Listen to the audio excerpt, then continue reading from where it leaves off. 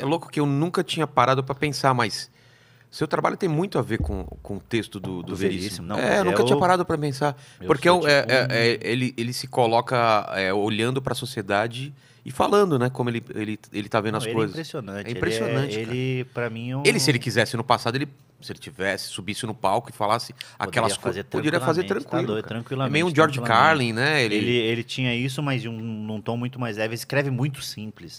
O Luiz Fernando Veríssimo, sempre que pedem, que fala, porra, eu não tenho o hábito de ler. Eu falo, cara, lê o Luiz Fernando. Se você gosta de humor, lê o Luiz Fernando Veríssimo, porque é muito fácil a leitura dele. Só que eu vou dizer, é muito difícil escrever. É muito, muito, muito difícil escrever fácil. Claro que é. Porque você fica fluido. Cara, você lê um texto dele, você fala, caralho, parece que esse cara tá contando agora isso daqui. Só que você fala, pô, eu queria escrever algo desse jeito. E você, na terceira linha você fala, impossível escrever isso. Cara, eu vou ver se eu trago ele aqui, porque eu tenho muita curiosidade de saber. Eu acho muito difícil, sabia? Não, ele não sai de jeito nenhum. Impossível, assim, mas eu queria saber o processo dele, se ele joga muita coisa fora pra deixar aquilo limpo. Porque parece que ele escreveu muito, limpou e ficou só o essencial. Eu acho que ele só... Pelos as coisas que eu já pesquisei dele, ele só escreve. Ele só escreve ali, que foi até... Quando eu pesquisei, foi uma maneira que eu comecei a escrever também. Escreve volume, né? Vai escrevendo até você começar a ficar bom nisso. E aí ele fala que é o seguinte, agora eu tô lendo eu li uma matéria dele sobre... entrevistando, porque ele lançou um livro agora de antologia Luiz Fernando Veríssimo. Então é um livro desse tamanho, assim, de 900 páginas, que vai anos 70, 80, 90, 2000... Né? Vou atrás. Muito bom esse livro. E aí ele falando sobre quando ele era mais jovem, ele era mais prolixo, então ele escrevia muito mais. Tipo, um texto de 3 páginas. Hoje em dia é de uma... Ele fala, não sei se eu fiquei... se eu consegui aprender a lapidar a ponto de chegar a uma página e pouco ali, ou se eu tô mais preguiçoso. Ele tira até sarro disso. Só que o velho é muito bom. Muito, muito. E quando eu li ele, minha cabeça abriu algo assim que falou, é isso. Entendeu? É meio... Cara, é isso que eu quero fazer, é isso que eu quero ser. Eu tinha tido um lapsozinho disso. Mas isso que eu quero ser, você pensava em escrever crônicas? Escrever comédia. Tá. Entendeu? Porque eu comecei a escrever um blog, era o...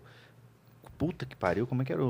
Empadilha. Empadilha. Empadilha.blogspot. Trocadilho. Trocadilho total. Empadilha.blogspot.com. Isso em 2009, que eu nem fazia stand-up ainda. Final de 2008, começo de 2009, comecei a escrever nesse blog. Começo de 2009.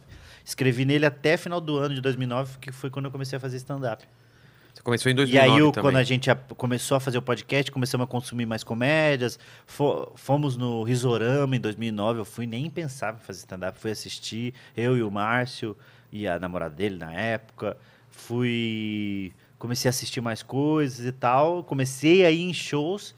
E aí eu conheci o Jefferson Todor. Lembra do Jefferson Todor? Claro. Jefferson Todor, que abriu espaço para muita gente. Ele tinha a Noite Não Era Só o que Faltava. Exatamente. E ele tinha um bar... Mas antes ele não tinha essa noite. Ele tinha no Bartequim, no Boteco e no The Basement. Aí mandei meu blog, falei, pô, eu escrevo isso aqui, eu acho que eu queria fazer um stand-up. Aí ele falou, vem aí, ele deixava todo mundo fazer.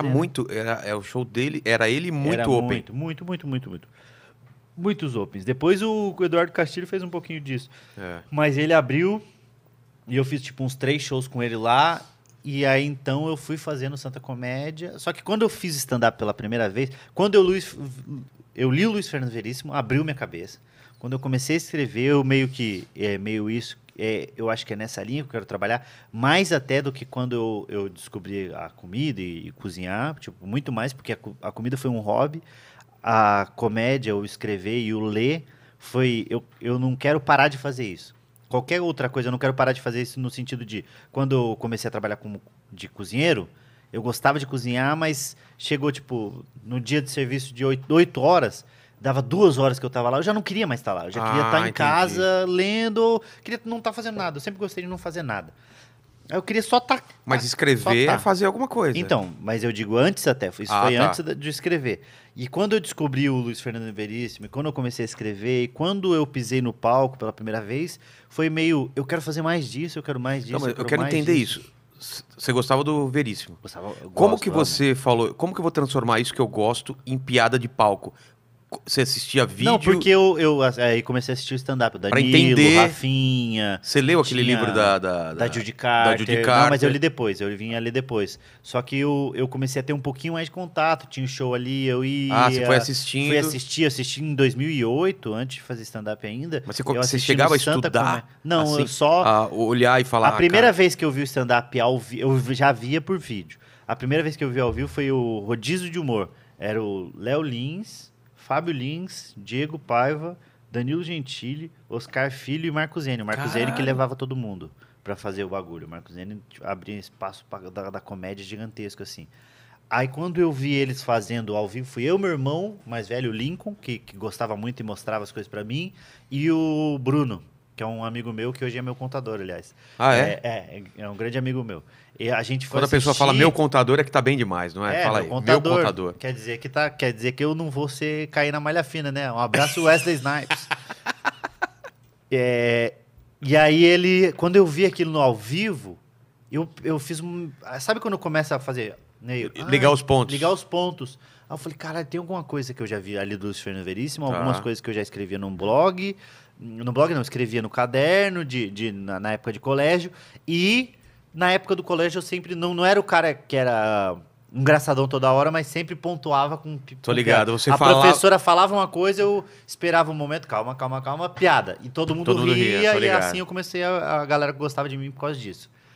Então eu fiz meio... Será que isso é aquilo que eu fazia no colégio, que eu fazia no trabalho, que eu fazia... Meio que é, só que de uma maneira profissional. Você era o cara no trabalho que contava histórias pra galera? Não contava história pra galera, mas eu fazia sempre isso. Eu tirava um sarro pontual aqui, um sarro pontual ali. Eu nunca fui o engraçadão e nem o cara que juntava todo mundo. Mas eu sempre dei piada. Sempre fui rápido o cara que retrucava. Eu era o cara que retrucava. Então eu já quase apanhava direto por fazer piada no momento que não devia. Então quando eu vi aquilo, eu falei, caralho, é meio isso. Aí comecei a escrever menos linha Luiz Fernando Veríssimo e mais linha stand-up pro blog. Então o blog começou a ser mais contando de um jeito stand-up do que Mas crônica... vamos falar para quem não é da comédia. Explica o jeito stand-up que você entendeu. O stand-up é setup punch. É mais observação e trazendo setup punch e menos contação. Porque se, por exemplo, o Veríssimo fosse fazer stand-up, ele não faria... Ele não ia pegar o texto dele que tá escrito e ia fazer. Ele ia ter que adaptar pra caralho no sentido de...